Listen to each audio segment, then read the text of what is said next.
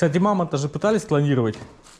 Мамонта, в котором кровь более-менее сохранилась. Как бы натурального мамонта не получится собрать, потому что нет данных об исходном генетическом материале.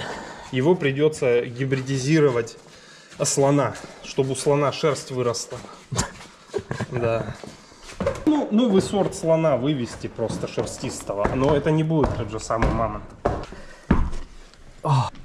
А как же все эти мамонты, которые переводят мошенникам миллионы?